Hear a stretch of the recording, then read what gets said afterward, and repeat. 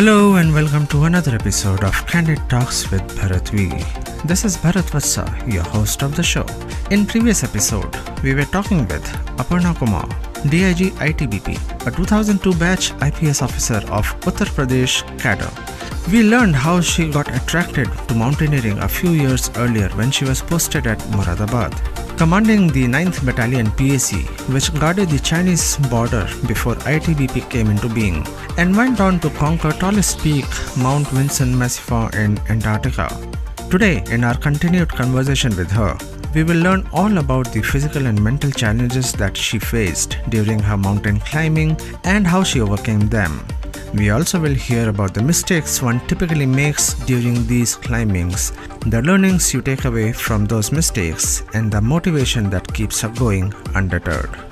Before we begin, please do not forget to subscribe to this podcast channel, and you can connect with me on my Facebook page at Candid Talks with CTwBV. So let's welcome DIG ITBP, Aparna Kumar.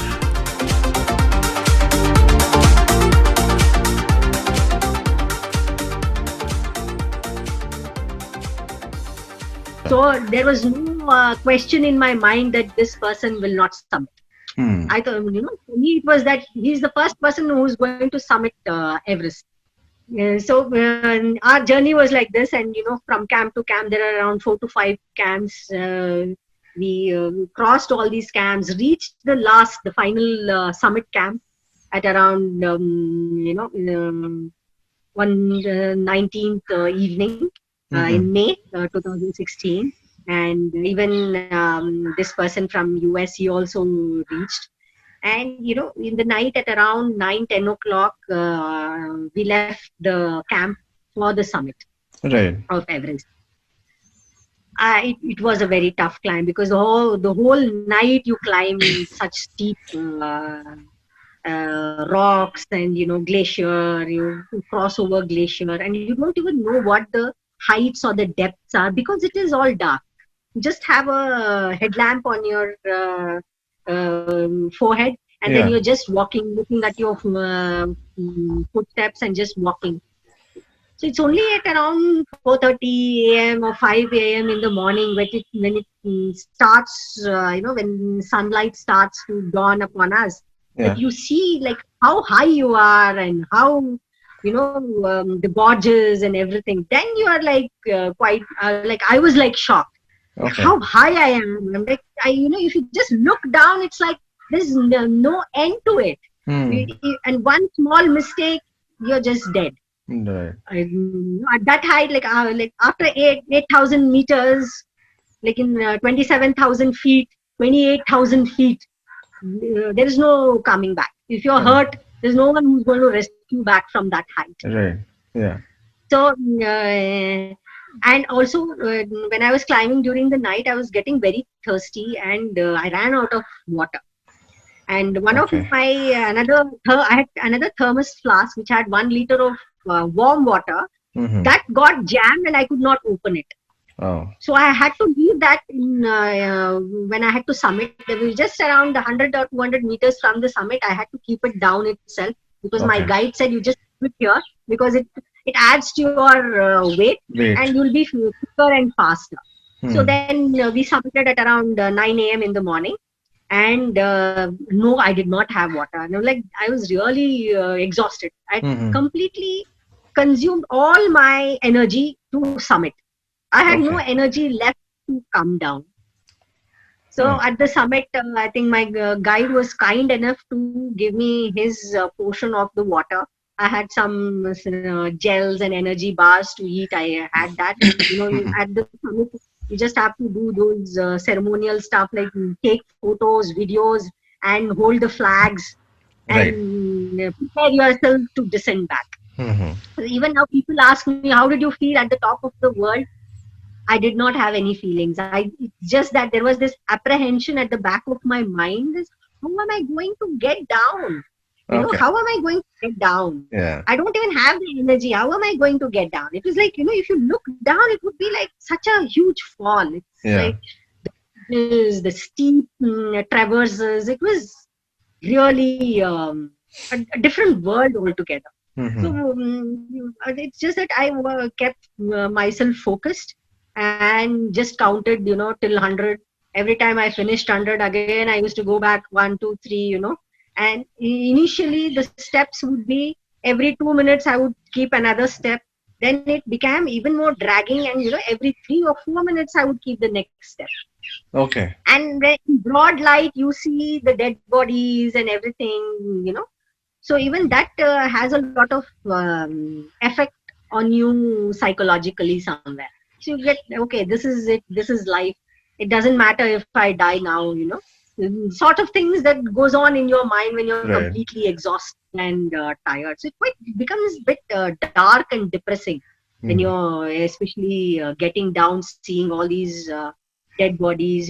They also had certain aspirations and aims and goals in life, but Right. everything ended.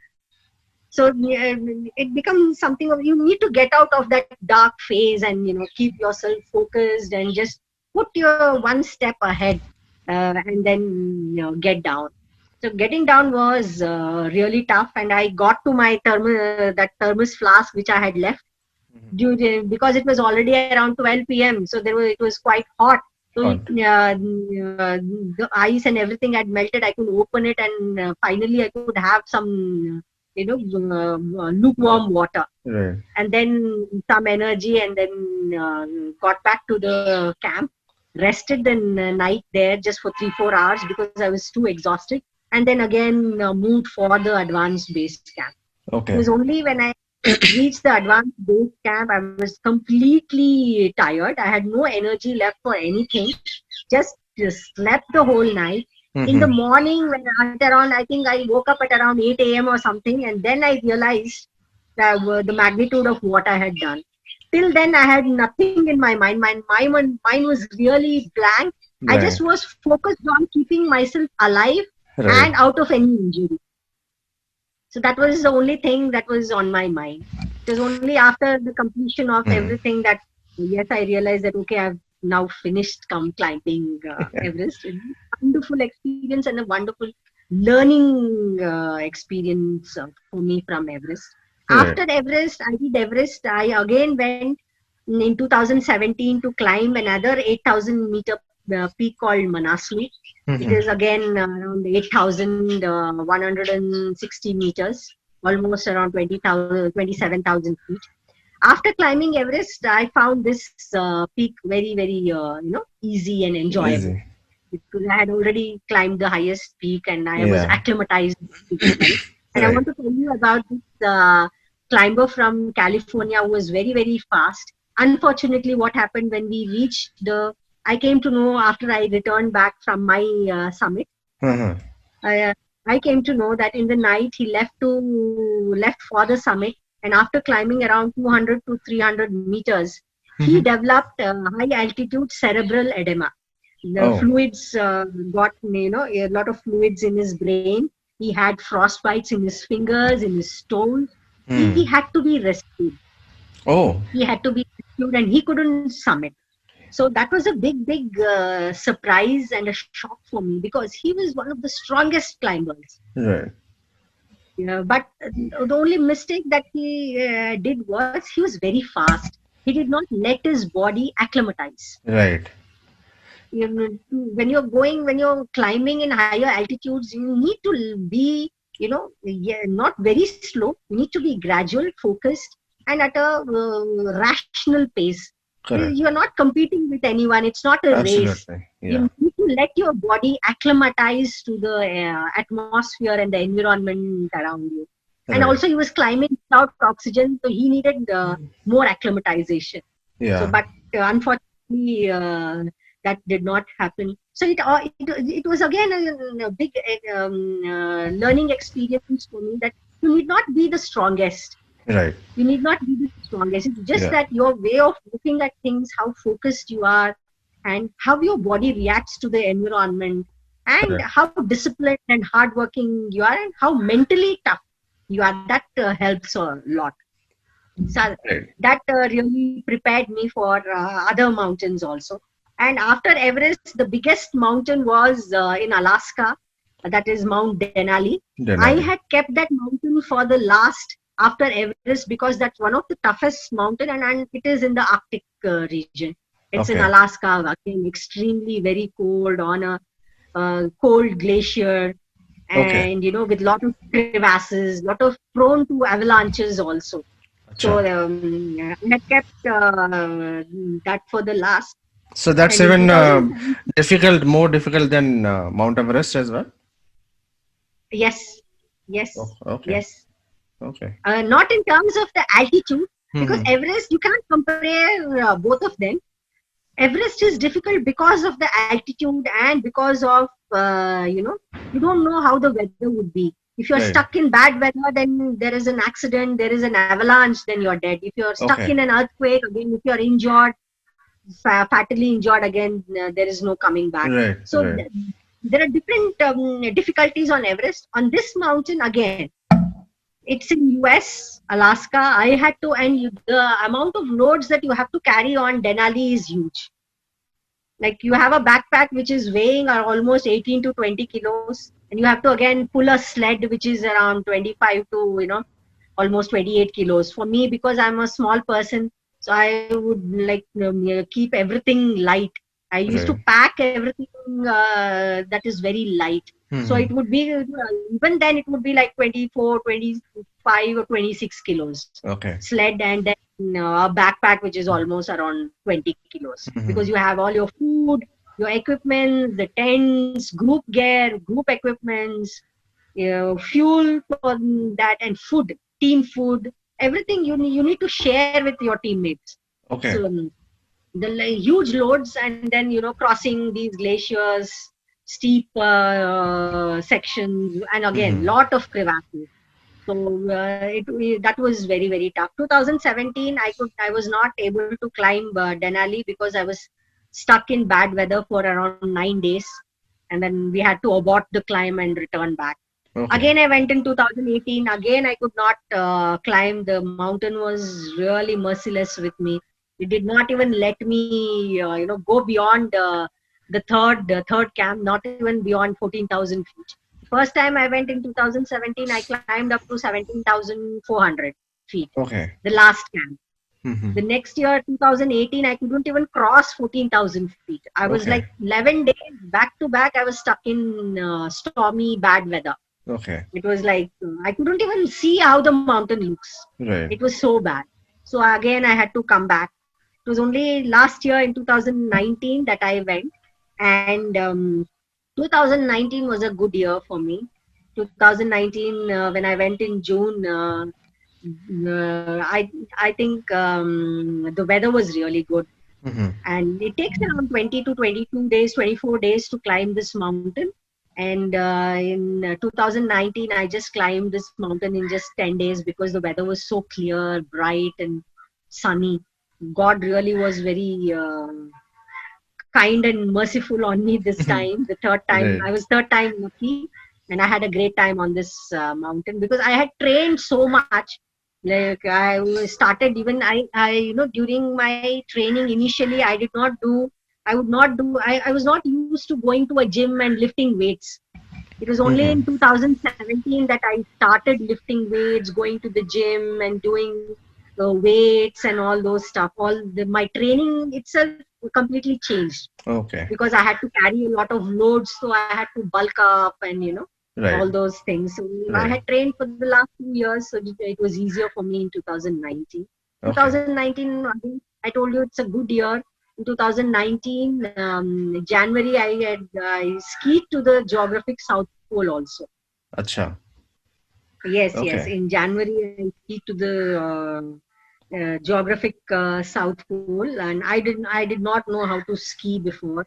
I learned during my training for Mount Denali.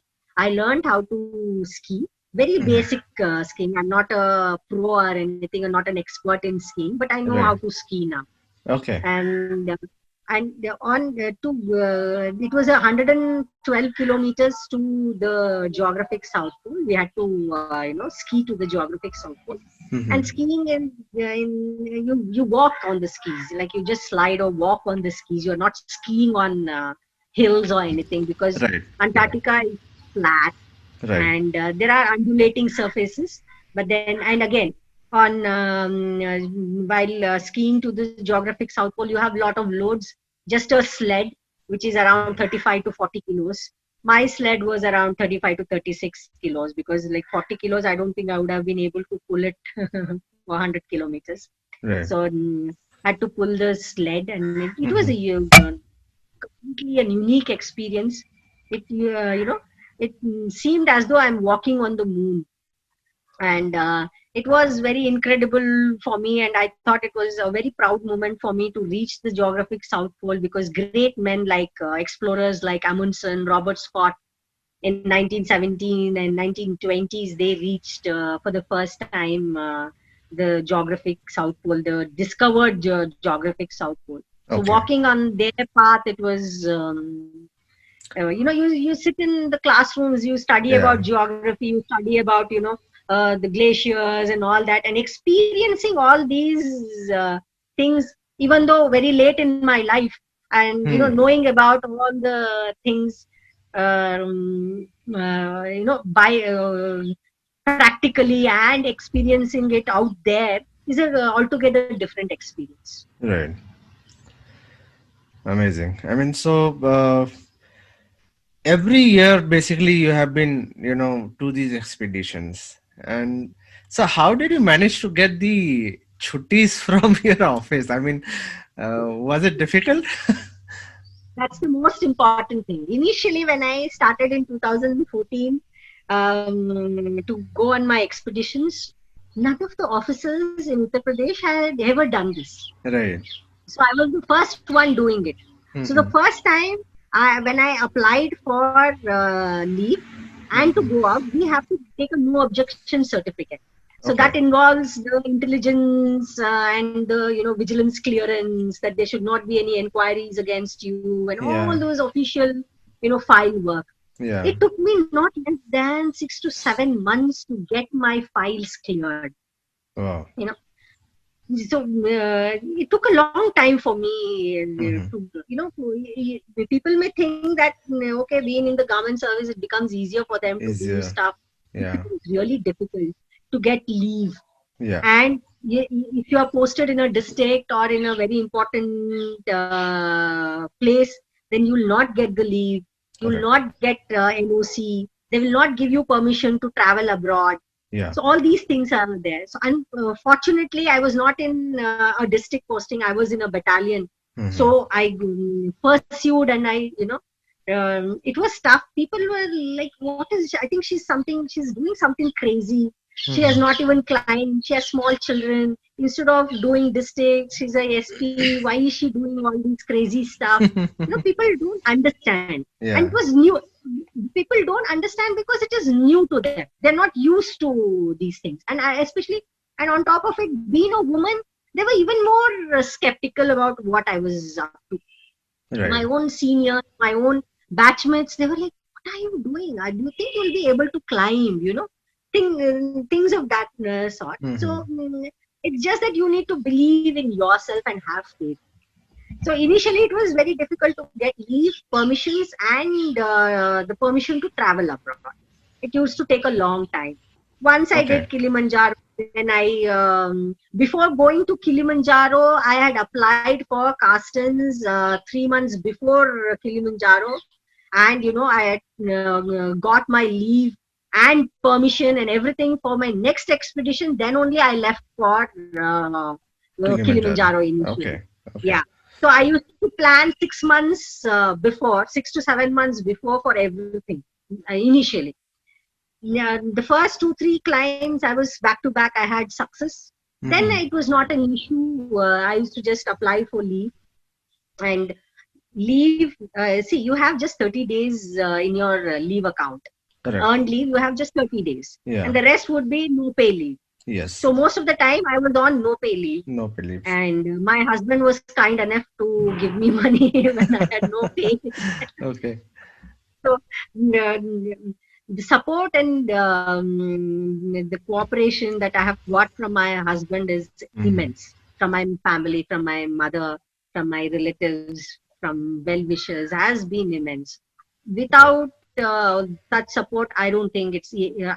single-handedly, I don't think I would have able to manage all these No, things. definitely. I mean, family support means a lot in this kind of a scenario because Yes. if you don't have anybody by your side, then one person alone, I mean, कब तक वो करेगा? Even if you start, but you need that kind of a support to sustain. Yes, financially Absolutely. also, Yeah. and at home, at work. If you don't get the support, initially there were people were very skeptical till I climbed Vinson Massif and Everest. It was tough, and I was on most of the time. I would run out of my leave, and Mm-hmm. I was only taking no pay leave. And it was only after Everest that I climbed Everest. It became a big thing. And after Everest, when I came back, the Uttar Pradesh government was very generous enough to the 2 months leave that I had taken, no pay leave. Yeah. They considered it as official duty, and I Wow. got the pay for those 2 months. And Awesome. also regarding finances, after climbing Everest and Vinson Massif, the Uttar Pradesh government has an award called the highest civilian award called the Yash Bharati Award, which Okay. carries a cash reward of 11 lakhs. And Okay. there was one more award called the Rani Lakshmi Bai Award, which had around 2 lakhs. So I Okay. had almost around 13 to 14 13 to lakhs that 14 I got from these awards. So that awards. cash I had to prepare for my other expeditions. Next ones. So Okay. people are very, curious to know about how I manage the finances Finances. and leave and everything. So, Yeah. and also the Everest expeditions and Antarctica was sponsored by the Uttar Pradesh government. Okay. And after that, 2017, I came on central deputation to Indo-Tibetan Border Police. The Mm-hmm. Geographic South Pole was partly sponsored by the ITB. ITBP. Okay. That's Yes. amazing.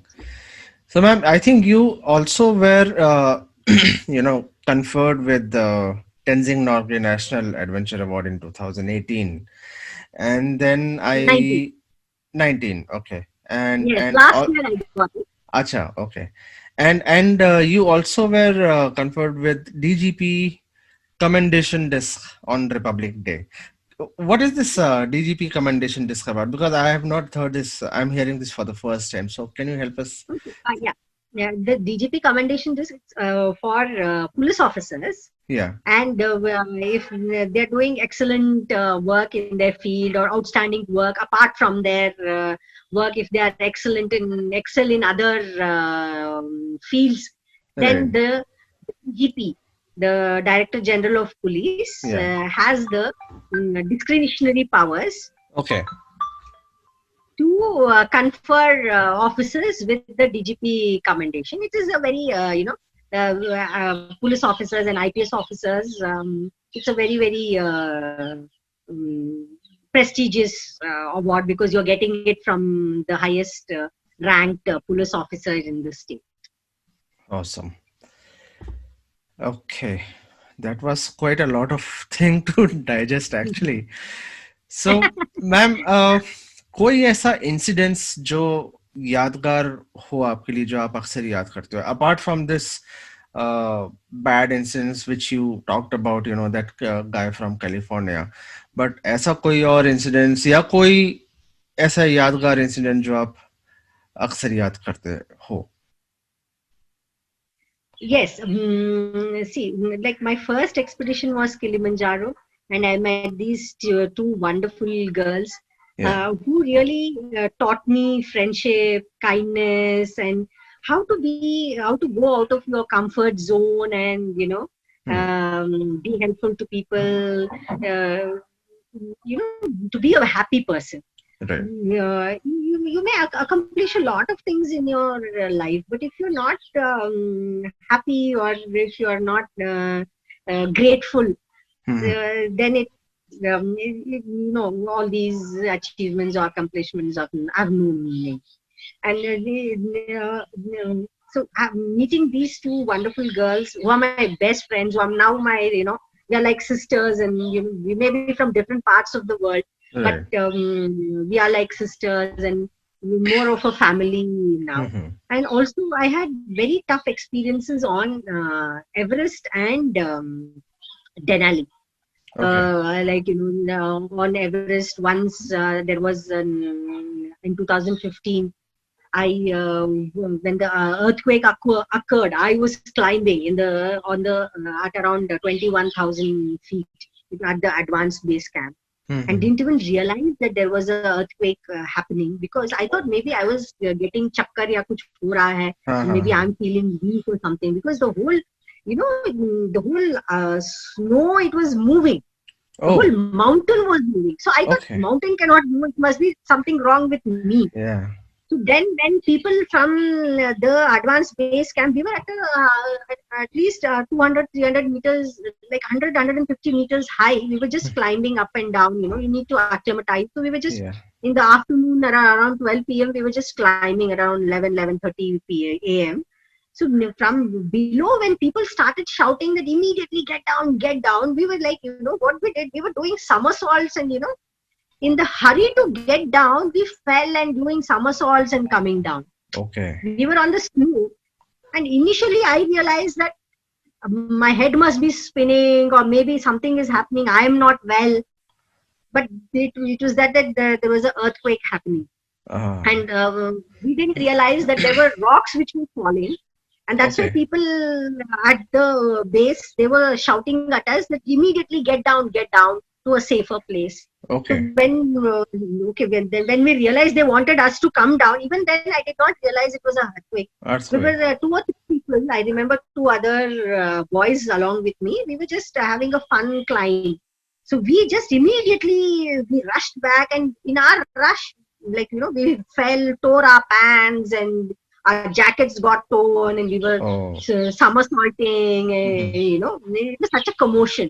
Then when we managed to come down, then they told us, one of the guides, he came and told us that there is an earthquake happening and it's quite very dangerous, and we need to really be quick, pack everything and move from here. Because now the mountains are, because we were in a valley kind of thing, and on both the sides there were sharp peaks. Which were not even partly snow and partly rocks. So the rocks became loose and they were falling down. So it was really very, very, it had become really dangerous. That experience was like, I thought I will not come alive out of this thing. And also, after the earthquake, I could not, we have satellite phones on the mountain. So we get to talk at least once in 2 days or 3 days. But then because of the earthquake, we could not even talk. So I was out of communication from the family for more than around 10 to 12 days. So my family also was under the impression something must have happened to her. My husband had informed, the embassy, and even at the central government, because I'm an officer. So there were a lot of serious commotion that was happening also. Like the Chief Minister of Uttar Pradesh had called the central government to see to it that I'm evacuated, or if my dead body is found, and so on these lines. So this had become really very serious in 2015, and that was one experience where I thought that yes, mountaineering is very, very dangerous. Anytime, anything can occur, and it's just that you need to live every day and not wait for tomorrow. That was when I learned that you should not wait for tomorrow. Whatever it is, you should realize that this is the last moment that it is. You enjoy the fullest and do the fullest and do your best. Awesome. Ma'am, I think we have already, shot over the time. We are almost reaching towards the end, but I just have one more question to ask. It's always said कि जब आप mountain climb करते हैं, and if anybody meets any incident, या अगर कोई accident होता है, या if somebody dies there, I do not know if this is true or false, but what I have heard is, ऐसे कहा जाता है कि those dead bodies are not removed from those mountains. They are kept there itself. So is it true? Yes, on bigger mountains like Everest or all the 8,000-meter peaks. So, see, there are different levels of camps at different heights. If you are base camp and at intermediate base camp or an advanced base camp at a height of 20,000 or 21,000, till I think 24,000, 25,000, you are able to rescue. But beyond this, where it becomes very steep, Right. where it becomes very steep and it is vertical, then it becomes very tough. Okay. Okay. Then it becomes very tough. If you are seriously injured and you are not able to walk, or if you are, if you have serious illness like high altitude pulmonary edema or Yeah. cerebral edema, and you are not able to walk or anything, then I think it's you are left there. So That is the basically, reality. even if a You need person to is be. not dead, that person is left there. I mean, there's no other option because they cannot be I rescued. don't think, personally, I have never come across any of my teammates being left out to die. It would Hmm. break my heart. Right. Definitely, it would break my heart. And I don't want to be in such a situation. But yes, if I am in such a situation, I would see to it that at least, even if I can, if I am strong enough to get back to the camp and take rescue, probably I would try to do that, Right. because that is the most that one can do. Yeah. You Yeah. can't be really inhuman and heartless. And Absolutely. Absolutely. normally these things don't happen unless it's a very, very serious case, and you're really being very, very stubborn or foolhardy, that someone Hmm. is ill and then you're trying to climb, and something of that sort. No, otherwise, I don't think, I still believe in the human goodness. I don't Yeah. think anyone will leave another teammate of his or her to die. No, absolutely. But my It question was becomes, more towards the situation, the kind of steepness, like you mentioned. I mean, it becomes even if a rescue team goes there, try to rescue, they will not be able to, they may not be able to rescue because of the height and it the will be too steepness late. of the, yeah, Yes. understand. Yes, then it is like, and even it, most of the time I also tell people that please train hard, train more harder before climbing any mountain, because you need to be very strong on the mountain. Absolutely. Yeah. Sherpas that you are, especially in Nepal, you have Sherpas. Hmm. Even they are tired. They cannot help another person. They Correct. can just guide you. They can just Yes. show you the way. They cannot pull you or carry you. So you need to be very, Absolutely. very realistic. You need to be very, very strong. That's what Yeah. I advise a lot of climbers. Don't, half train, or, not be prepared enough and just go for a big mountain. Be well prepared, be strong. Right. Don't be dependent on others. Till now, see, I have not had any issues, because I have been strong enough to climb and take care of myself and come down, even in spite of being exhausted, to at least come down to a Hmm. safer place.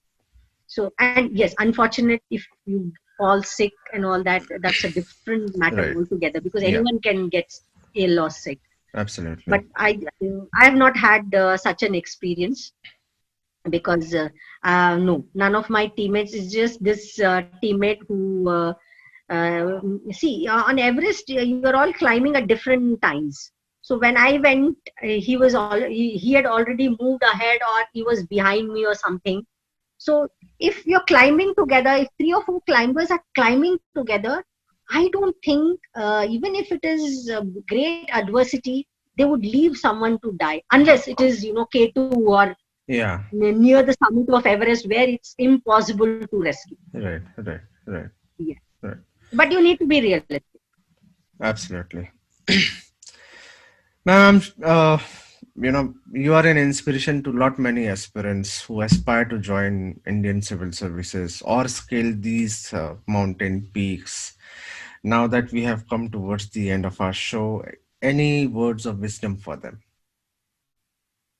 Oh, definitely. I think, see, initially when I started, I did not know anything about climbing or mountaineering. I started from scratch with no knowledge of all these things. But I went in a gradual step-by-step way. I had no grand dreams of doing the 7 summits or even climbing the Everest.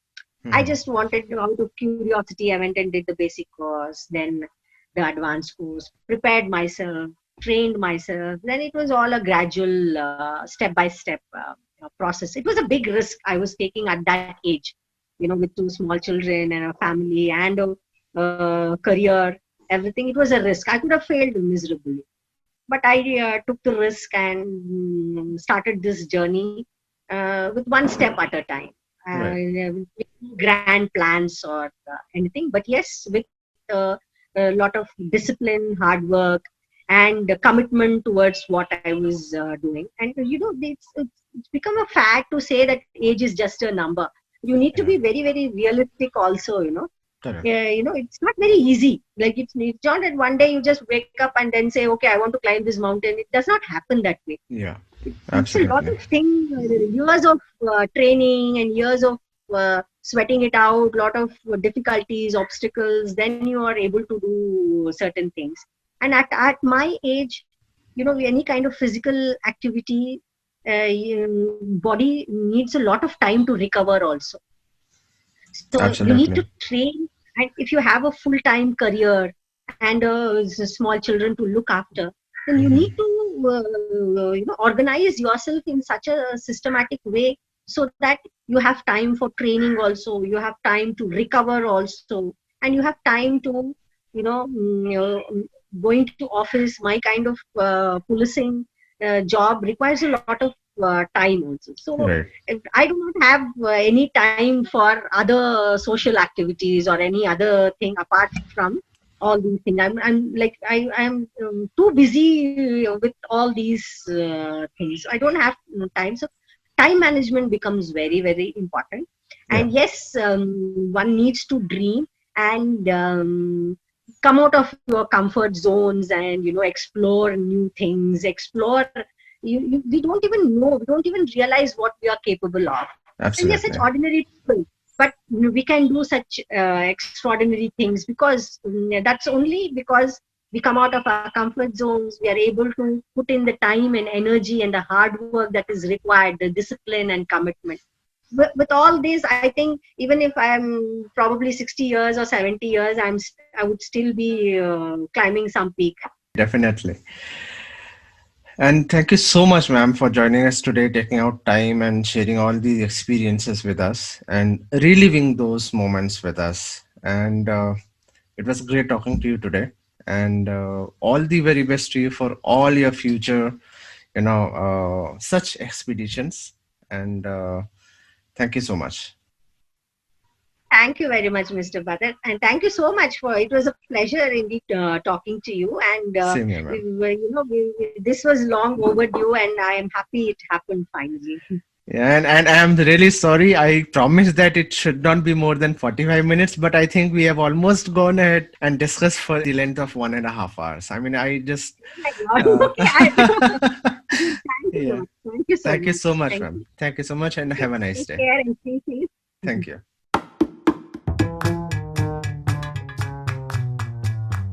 So that was DIG Aparna Kumar, Indo-Tibetan Border Police. She even suffered from pneumonia just before the mission, but did not give up.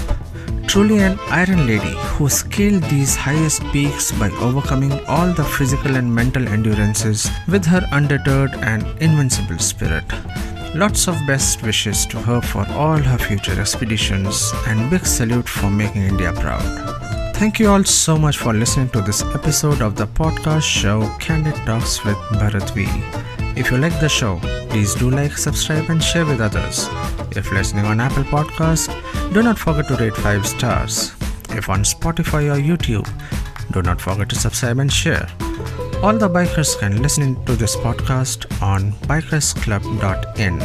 इसके साथ हम आज का सफ़र यही समाप्त करते हैं. बहुत जल्द मुलाकात होगी अगले शो पर एक नए टॉपिक के साथ, नए लोगों के साथ, नए अंदाज में on Candid Talks with Bharat V. Stay home, stay safe. This is Bharat Vatsa signing off for today. दुआओं में याद रखना। जय हिंद।